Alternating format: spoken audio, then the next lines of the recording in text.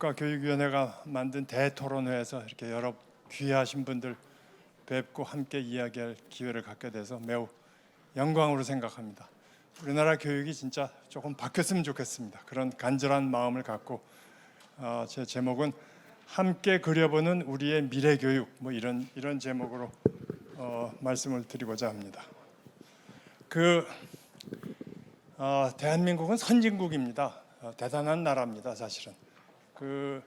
이렇게 뭐 광화문 통해서 이렇게 시위가 있고 그런 거 보면은 이거 좀 개선돼야겠다 하는 그런 점도 있지만 엄청 선진국입니다. 그래서 우리의 교육, 대한민국의 교육, 그걸 좀 떠나서 그럼 세계에서는 세계의 미래를 위해서 어떤 인재를 원하고 있나? 우리도 그런데 기여를 해야 되지 않겠습니까? 세계를 이끌어가는 인재를 키워야 하니까요. 그래서 제가 유네스코 얘기를 잠깐 말씀드리겠습니다. 유네스코 잘 아시다시피 1946년에 세계 2차 대전 후에 다시는 인류가 이렇게 참혹한 전쟁에 빠져서는 안 되겠다. 그러기 위해서는 교육과 문화와 과학을, 교육과 과학과 문화를 전 세계에 이렇게 키워야겠다, 증진시켜야겠다. 그래서 세운 게 1946년입니다. 대단한 역할을 했죠, 유네스코가.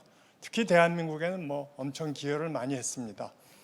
46년에 유네스코가 만들어진 후에 25년 지나서 1971년에 이제 교육은 한번 바뀌어야겠다 해서 1차 교육 보고서를 냈습니다. 25년이 지나. 그리고 다시 또 25년이 지나서 1996년에 2차 교육 보고서를 냈고, 그리고 2021년 말에 3차 보고서를 냈습니다. 앞으로 30년의 교육은 이렇게 가야겠다 하는 그런 얘기입니다. 잠깐 소개해 드리겠습니다. 유네스코는 아까 제가 대한민국 발전에 엄청난 기여를 했다고 하는데, 유네스코 파리 본부에 가면 지하 전시장에 이 자연 교과서, 우리의 4학년 2학기 자연 교과서가 이렇게 전시되어 있습니다. 1956년판 초등학교 4학년 2학기 자연 교과서입니다.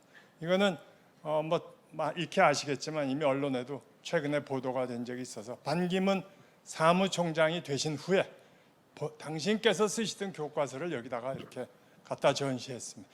이게 대단한, 그러니까 교과서도 없는 나라였습니다. 이 교과서의 뒤에 보시면은 유네스코와 운꾸라에서 인쇄기계의 기증을 받아 공장이 새로 생겼는 바 이 책은 공장에서 박은 것이다. 문교부 장관, 그런 감사의 글이 있습니다. 전 세계에 이런 나라가 어디 있습니까? 교과서도 못 찍던 나라에서 유네스코가 찍어준 교과서로 배운 그 학생이 UN 사무총장이 됐습니다. 아마 앞으로도 이런 건 없습니다. 대한민국은 기적을 이룬 나라죠. 그런 측면에서 저는 대한민국의 교육 엄청 잘했다고 믿습니다. 굉장히 큰 교육자 모두 엄청 큰 기여를 했습니다. 그런데 이제 항상 더 중요한 건 미래죠. 그런데 앞으로의 미래는 지금처럼 가서는 안 되겠다. 이제 그런 겁니다. 거기에 이렇게 다 동감하시라고 생각합니다. 그래서 1921년 말에 2년 동안의 작업을 거쳐서 유네스코에서 이런 Reimagining Our Futures Together, 우리의 미래를 다시 한번 생각해보자, 우리의 교육을 다시 한번 생각해보자 하는 그런 보고서를 냈습니다. 25년 만에 나온 보고서입니다. 여기 보시면은 뭘 위해서? Peaceful, Just and Sustainable Future를 위해서, 그러니까 평화롭고 공정하고 지속 가능한 미래를 위한 그런 교육을 하자. 전 세계가 거기에 나서자. 자, 그러기 위해서는 What do we do now that we should continue? 우리가 계속해야 할 건 무엇인가? 교육 굉장히 잘해왔으니까 계속해야 될 게 사실 굉장히 많죠. 당연히 그렇죠. 그 다음에 What should we abandon? 버려야 할 게 무언가? 그 다음에 세 번째는 What needs to be creatively invented afresh? 새로 해야 될 게 뭔가? 이런 걸 한번 각 지역에서, 각 국가에서, 각급 학교별로 한번 생각해보자. 그런 제안입니다. 대한민국이 일을 참 잘합니다. 유네스코가 전 세계에서 각 모든 나라의 유네스코 지부들이 있는데 유네스코 코리아가 4개월 만에 이걸 번역을 이렇게 해서 또 냈습니다. 그래서 아까 말씀드렸듯이 우리 교육에서 뭘 계속해야 하는가? 저는 90% 계속해도 좋다고 생각합니다. 그 다음에 뭘 버려야 하는가? 진짜 몇 개는 버려야 할 것 같습니다. 그리고 새롭게 해야 할 일을 찾아서 새로운 21세기를 준비해서 세계 속의 인재, 세계를 이끌어갈 인재를 대한민국이 키워야 되겠다고 생각합니다. 이건 유네스코가 그러니까 처음에 그 위원회를 만들면서 아까 말씀드렸던 25년 앞으로의 25년 미래교육 그 위원회를 만들면서 제시한 유튜브인데 한번 보시겠습니다. The futures of humanity and our living planet are at risk. We are at a turning point. Urgent action is needed to change course and transform the future. Everyone alive today has a tremendous obligation to future generations to ensure that their world is one of human rights, abundance, and not scarcity. Education is one of the key ways we address inequality, exclusion, and work on healing our damaged planet. But to transform the world, education needs to be transformed.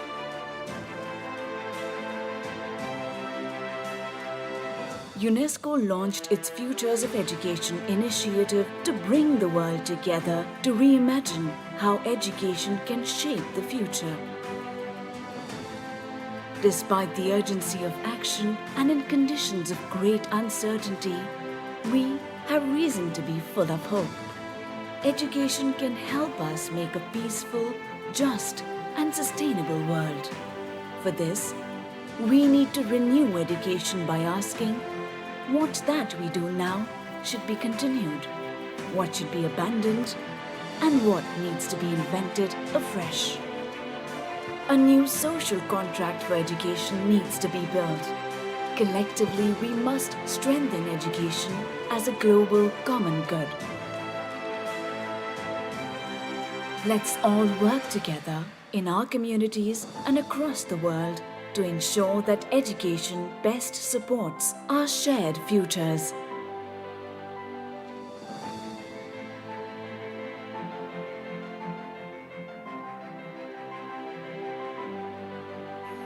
그렇습니다. 이 보고서에는 물론 이제 이 세계적인 이슈니까 굉장히 여러 가지가 있는데 주로 예를 들면 기후 변화 문제, 자원 고갈의 문제, 인구 폭증의 문제 이런 것들이 이제 해결을 해야 된다. 우리 인류가 앞으로 미래 교육에서는 여기에 더 관심을 갖고 해결해야 한다. 그런 초점이 있습니다. 쉽게 말씀드리면 기후 변화 이게 사실 심각하죠. 이 작년 여름 서울 강남구 서초동에서 굉장히 유명한 사진 아닙니까? 비 오는 날 무슨 사색하는 건 아니고요. 그다음에 여름 파키스탄입니다. 파키스탄은 3,300만 명의 수재민이 생겼습니다. 국토의 3분의 1이 잠겼습니다. 우리 모두 다 잊고 지내고 있죠. 어떻게 됐는지 모르겠습니다. 그런데 사실 기후 변화 이런 CO2가 그게 이제 원인이라고 생각하면 파키스탄 같은 경우는 진짜 잘못이 없는 나라입니다. 전 세계 CO2 생산량으로 따지면 파키스탄 같은 경우는 0.23%밖에 안 되는데 피해는 저기 가고 있죠. 그래서 크게 이제 보면은 아까 그 보고서에 여러 가지 내용이 있습니다만 큰 거는 그 동안의 교육은 각 나라가 잘 되겠다, 각 조직이 잘 되겠다, 각 사회가 잘 되겠다, 그리고 개인이 잘 되겠다 하는 각자 도생, 각계 약진의 교육이었는데 이제 미래는 이래서는 안 되겠다. 그게 아마 제일 큰 철학인 것 같습니다. 특히 저도 우리 교육에서 이것은 이제 좀 막아야겠다, 막는 데기보다 이거는 좀 지양해야겠다 그런 생각을 합니다. 그 문화를 바꿔야 됩니다. 그래서 이건 제가 제일 좋아하는 사우스 아프리카의 속담이라고 그러는데 If you wanna go fast, go alone. 빨리 가려면 혼자 가라.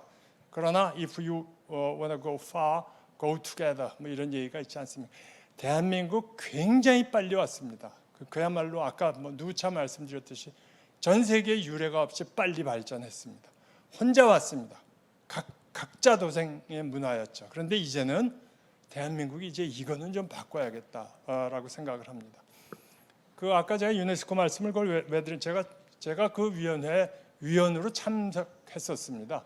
그래서 2년간의 계획으로 일을 해서 첫 번째 모임이 2020년 1월 28일에서 30일까지 2박 3일 유네스코에서 회의를 했습니다. 그리고 본래 2년간 회의해서 이제 보고서가 나오기로 돼 있었는데 2월 2일 날 2020년 1월 28일에서 30일까지 회의 마치고 2월 2일 날 귀국하는데 공항이 이상해졌습니다. 잘 아시죠? 그때부터 세상이 확 바뀌었습니다. 코로나 때문이죠. 코로나 때문. 여기 그 위원들 이렇게 면면을 보시면은 보통 이렇게 서서 이렇게 사진 찍으면 저는 항상 이렇게 이마가 조금 잘립니다. 제 키가 커서 역시. 그래서 역시 이렇게 조금 잘렸습니다. 그리고 키가 제일 이렇게 작으신 가운데 서 있는 우리 이배영 위원장님 같은 분이 이제 위원장을 하셨는데 저분이 에티오피아 대통령이십니다. 현직 대통령이십니다. 현직 대통령께서 에티오피아란 나라가 또 얼마나 복잡한 나라입니까? 그런데도 이 회의를 계속 이렇게 나와서 주관하고 그러는 거 보고 참 그 교육에 대한 열정에 제가 감동했습니다. 뭐 그 이유는 이제 잘 아시다시피 모든 회의는 줌 회의가 됐죠. 세상이 바뀐 겁니다. 2020년 그때 1월 말부터 세상이 바뀌었습니다.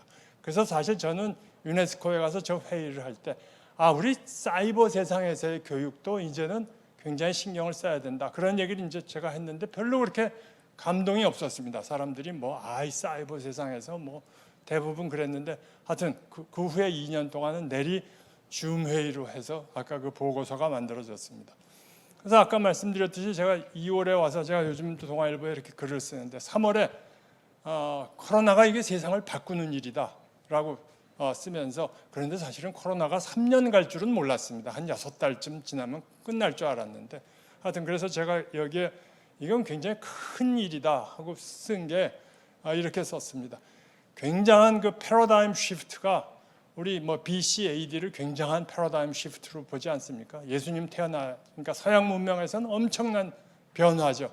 문화와 문명이 다 바뀐 그런 패러다임 시프트 BC AD인데 Before Christ하고 Anno Domini 이렇게 얘기하는데 이게 앞으로 Before Corona, After Disease 이럴지도 모르겠다. 그만큼 사실 굉장히 큰 그런 충격입니다. 세상이 바뀌었습니다. 저는 그래서 그냥 이렇게 제가 구분을 이렇게 합니다. 1750년 이전은 산업혁명 이전, 그러니까 농수렵 시대죠. 인류 문명이. 그리고 1750년부터 2000년까지는 뭐라 그럴까요? 산업 문명 시대죠. 전기 기술, 기계 기술이 인류의 삶을 이렇게 편안하게 해준 그런 시대입니다. 그리고 2000년부터 디지털 문명 시대에 들어왔습니다. 세상이 바뀌는 겁니다. 이 디지털 문명 시대를 확 당긴 게 저는 코로나라고 믿습니다. 멀리서 서성거리던 미래를 땡겨왔습니다. 코로나가. 그래서 그냥 교육에 대해서만 잠깐 제가 그냥 정리를 해보면은 여러 측면에서 정리할 수 있겠지만 우선 교육 대상만 한번 보시면은 산업혁명 이전에 교육 받을 수 있는 사람은 왕족과 귀족이었습니다. 권력과 부를 세습하기 위한 교육이었죠. 틀림없습니다. 근데 산업문명 시대에 들면서 공장에 가서 일해야 될 사람이 많이 필요하게 됐습니다. 글은 알아야죠. 그러니까 이제 의무 교육이 생겼습니다. 의무 교육이 생기고 그 공장에 가서 지도할 사람이 필요하니까 저는 고등교육, 그 엘리트 교육이 이제 생겼다고 생각합니다. 그리고 이제 디지털 문명으로 들어서면서 이제는 이게 없어지는 게 아니고 계속 더해가는 겁니다. 그러니까 의무교육, 고등교육, 그리고 이제 평생교육. 확실히 이제 21세기는 국민 전체가 평생 교육받으면서 살아야 할, 그러니까 교육의 가치가 더 중요해지는 그런 시대일 것으로 생각합니다. 제가 그냥 산업문명 시대와 디지털 문명 시대, 아주 옛날부터 인류가 이런 질문은 많이 하지 않았습니다. 도대체 인간이란 뭐야? 삶이란 뭔가? 이런 아주 원초적인 질문을 많이 하면서 살았습니다. 그 인간이란 무엇인가라는 질문에 대해서 산업문명 시대에 엄청 많은 책이 나왔습니다. 그냥 우리나라 책방에만 가도 똑같은 제목으로 이렇게 많이 찾을 수 있습니다. 이거 보시면은 인간은 고독한 존재, 인간은 협동하는 존재, 인간은 이기적인 존재, 여러 가지가 있습니다. 다 맞는 얘기입니다. 다 맞는 얘기인데 디지털 문명 시대의 인간은 여기에 하나 더 해줬습니다. 디지털 문명 시대의 인간은 아까처럼 그렇게 다 그런 인간 플러스 인간은 핸드폰을 보는 존재입니다. 핸드폰 없이는 못 사는, 이제 스마트폰 없이 못 사는 존재입니다. 그래서 이런 만화도 있지 않습니까? 저 까마귀 2마리가 저거 사람이냐? 그랬더니 걱정할 거 없어. 허수아비야. 그걸 네가 어떻게 알아? 그러니까 스마트폰을 안 보고 있잖아. 그렇습니다. 스마트폰을 서 있을 때 안 보고 있는 건 사람이 아닙니다. 틀림없습니다. 이 스마트폰이 근데 저희 삶에 들어온 지 10년 됐습니다. 10년. 앞으로 10년 후에는 어떻게 살게 될까요? 대단히 바뀔 것 같습니다. 이건 마치 그러니까 산업 문명이 디지털 문명으로 바뀌는 거는 석기 시대가 청동기 시대로 바뀌는 것하고 똑같다고 저는 생각합니다. 그런데 석기 시대가 청동기 시대로 바뀔 때는 굉장히 시간이 오래 걸렸죠. 굉장히 시간이 오래 걸렸는데 지금 이 문명 전환은 산업 문명에서 디지털 문명으로의 전환은 굉장히 급속히 일어나고 있습니다. 그게 문제죠. 그래서 이걸 아주 빠르게 준비하지 않으면은 우리는 청동기 시대에 접어들었는데도 계속 돌만 다루게 있는 그런 교육이 될지도 모릅니다. 이건 우리 대한민국 교육계가 굉장히 잘 준비를 해야 할 일이라고 생각합니다. 우리나라만의 문제지만 연령별 인구 분포를 보면 참 기가 막히죠. 그런데 여기 더 문제는 이제 60대 이상 분들은 전부 후진국 시절의 초등학생이었습니다. 그러니까 후진국 마인드입니다. 근데 너무 나라가 빨리 발전하면서 40, 50대는 중진국 때 초등학생이었기 때문에 중진국 마인드입니다.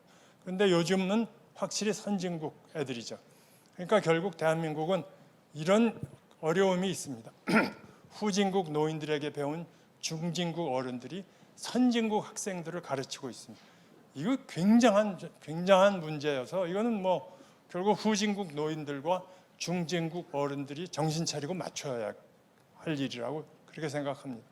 자, 그럼 그런 차원에서 아까 유네스코에서 이런 질문을 던지지 않았습니까? 여기에 초점을 한번 맞춰보겠어요. 버려야 할 일이 뭔가? 우리 잘해왔습니다. 아까 말씀드렸듯이 이런 나라가 없습니다. 이렇게 잘해왔는데 교육을.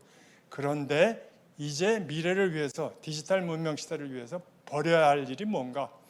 그 버려야 할 일 중에 제일 중요한 거 하나가 사실 뭐 우리 교육은 조금 이따 우리 인문학적으로도 관찰하고 사회학적 그리고 과학기술적으로 또 이렇게 큰 틀에서 봐주실 테니까 제가 뭐라 그럴까요? 꼭 실타래처럼 꼬여 있는 교육 같습니다. 그 중에 그래도 하나를 뭘 풀어내야 한다면은 저는 시험이라고 생각합니다. 그러니까 시험은 굉장히 중요하죠. 이게 어떤 조직에서나 평가가 제일 중요하지 않습니까? 시험이 교육을 지배하는 겁니다. 학생들이 시험 잘 보기 위해서 학교 다니지 않습니까? 그것도 특히 우리나라는 대학교 잘 가기 위해서 그래서 시험을 잘 봐야 돼요. 그러니까 시험은 교육을 지배하는데 우리나라의 시험이 너무 이게 그야말로 산업문명 시대의 교육입니다. 제일 문제가 뭐 잘 아시겠지만 수능입니다. 수능만 보고 나면은 영국 BBC에서 매년 기다렸듯이 방송을 합니다. 전 세계에 아직도 이런 시험을 보는 나라가 있어 하고 방송을 하는데 2021년 11월 18일 이제 수능이 마치고 그날 BBC 뉴스입니다. 한번 보시겠습니다.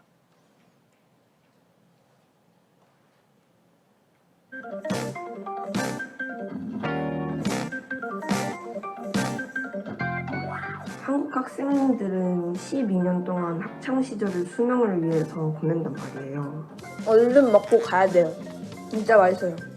새벽 2시거든요. 얼른 자보도록 하겠습니다. 이렇게 보니까 왜 이렇게 불쌍해 보이지? 저는 행복하답니다. 예.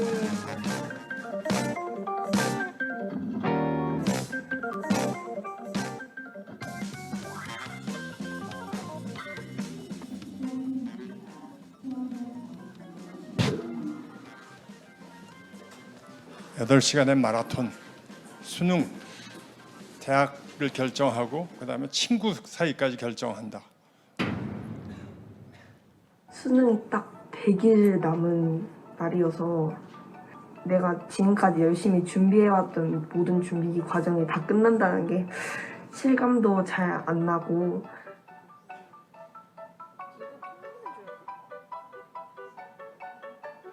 한국의 10to10이라고 아세요? 아침 10시부터 저녁 10시까지 학원에서 있는 걸 10to10이라고들 많이 하거든요. 그걸 아마 한국 학생들은 어린 나이부터 많이 겪는 것 같아요. 저는 이제 과외를 하러 갑니다.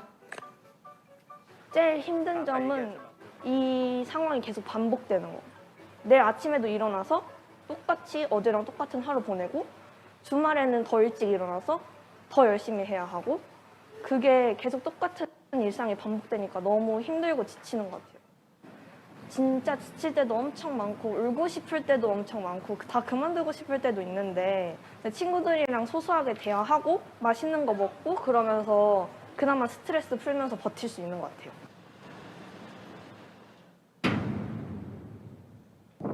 있는 학교가 저희 학교. 그렇습니다. 우리 18살 학생들이 이렇게 우리 꽃다운 나이의 학생들이 이렇게 절규를 합니다. 이걸 왜 어른들이 이걸 못 풀어주고 있는지 진짜 아쉽습니다. 우리는 하루 종일 학원에 있다. 내일도 똑같은 하루를 보내고 주말에는 더 열심히 해야 된다. 너무 힘들고 지친다. 울고 싶을 때도 많고 다 그만두고 싶을 때도 있다.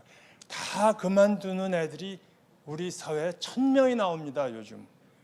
그게 꼭 물론 입시 관련 그런 것만은 아니겠지만 이건 엄청나게 우리 사회의 큰 문제고 저는 이거를 고치고 버리고 그래야 될 것 같습니다. 이거 왜 그래? 왜 수능이 왜 이러냐? 오로지 줄 세우기 때문입니다. 목표가 수능은 줄 세우기 위해서 50만 명을 1등부터 50만 등까지 줄 세우기 위해서 보는 시험입니다. 그 줄 세우지 말자고 그러는데 이렇게 하고 있습니다. 그러니까 이렇게 어마어마하게 어려운 문제가 나옵니다. 누구도 못 푼 문제. 그렇게 해서 법원에 갔지요. 이 재작년 일입니다. 그래서 생물 문제 이 분야 석학인 스탠포드대 교수도 터무니없이 어렵고 사실상 풀기 어려운 문제다. 이런 문제들이 나옵니다. 왜 이런 문제가 필요하냐? 변별력 때문이라고 그럽니다. 이게 무슨 일입니까? 아무도 모르는 알 필요도 없는 게다가 저런 이제 보기에서 있는 대로 골라라 이런 함정 같은 게 있는 대로 골라라 그러면 답이 복수인 게 이제 확률이 높습니다. 그러니까 이 경우라면 지금 3, 4, 5 중에서 찍고 나오는 게 좋습니다. 아무래도 모르는 3, 4, 5 중에서 찍고 나오면 확률이 좀 높은데 또 그걸 피하기 위해서 있는 대로 골라라 그러면서도 답이 하나인 게 또 한 30% 그렇게 나옵니다. 그냥 혼란 속에 애들 그냥 비비비비 꽈서 힘들게만 하는 그게 수능 시험입니다. 과학, 생물 이런 게 참 어렵게 나오는 것까지는 좋은데 제가 그래서 국어는 그래도 저가 좀 풀 수 있지 않을까. 국어는 이해가 되니까요. 이 국어도 이거 한번 진짜 이거 인터넷에 가면 다 떠 있으니까요. 이런 시험지입니다. 이런 시험지 16장을 받습니다. 16장을 80분에 풀어야 됩니다. 한번 5분 안에 읽어보십시오. 어른들 보고 제가 어떤 기자 신문사 편집국장한테 한번 읽어봐라 그랬더니 5분 안에 진짜 편집국장 신문사 편집국장도 힘들어하는 걸 우리 고3 애들은 합니다. 이거 왜 이렇게 16장을 이렇게 많이 해야 돼? 이걸 왜 꼭 80분에 해야 돼? 160분에 하면 안 됩니까? 160분에 하는 거하고 80분에 하는 거하고 무슨 차이가? 변별력 때문에 그렇답니다. 줄 세우기 위해서. 그러니까 애들은 그냥 반복 학습을 하고 있죠. 참 바꿔야 될 것 같습니다. 이걸 또 바꾸는데 제가 하루아침에 이걸 없애자는 게 아니고 입시 제도는 절대 그러면 안 되고 한 10년을 두고 예를 들어서 1년에 5%씩만 주관식 서술식을 여기다 집어넣고 한 4년만 한번 해봤으면 좋겠습니다. 5%씩 늘려가면서 첫 해는 5%, 그 다음엔 10%, 그 다음엔 15%, 20%까지만 해보고 그러고 그때 가서 또 결정하기로 하고 이렇게 차분하게 조금 해야 하는데 하여튼 바꿔야 됩니다. 이건 아니라고 믿습니다. 또 이런 킬러 문항도 있죠. 2023년은 BBC에서 방송을 안 했습니다. 왜 안 했는지 아십니까? 2023년에는 월드컵 축구를 했습니다. 그래서 우리 수능이 뉴스에서 빠졌습니다. 다행히도. 그렇지 않으면 매년 조롱거리입니다. 거의 전 세계적인 그런 뉴스인데 2023년은 빠졌습니다. 여기 소위 킬러 문항입니다. 2023년 국어 영역의 킬러 문항. 한번 읽어보시면은 저도 뭐 대학교 나오고 뭐 그랬는데 모르겠습니다. 무슨 말인지도 모르겠어요. 이런 문제를 내고 이걸 애들 보고 풀라 그래서 이게 정답자 비율이 4%랍니다. 이게 무슨 이런 문제들이 있는지 모르겠어요. 자, 그래도 이제 하여튼 작년도에는 이게 그냥 조용히 지나갔습니다. 그 평가 원장 목 달아나지 않고 조용히 지나갔는데 대신 또 이런 일이 생겼습니다. 3분 빨랐던 수능 종료 법원 700만 원씩 지급. 아니 아까 대한민국 선진국이라고 그랬는데 이게 무슨 일입니까? 학생들한테 700만 원씩 주고 학생들이 그런 농담, 야, 그럼 우리 반에서도 그 종점 한 1, 2분 먼저 치지 왜 그 양반들은 그렇게 제대로 쳐갖고 700만 원 이걸 법원에 가서 이런 일이 진짜 안타까운 일인 것 같습니다. 그리고 이제 또 하나는 이 수능은 아주 저는 이게 큰 문제라고 생각하는데 흑과 백을 가르는 겁니다. 그러니까 정답과 오답으로 내가 찍은 거가 정답이고 그렇지 않으면 오답입니다. 저는 우리 사회의 갈등의 대부분이 여기에 기인한다고 생각합니다. 내가 가진 생각은 정답이고 남이 가진 거는 오답입니다. 오답, 틀렸으니까. 그러니까 그렇게 격렬하게 갈등하지 않겠습니까?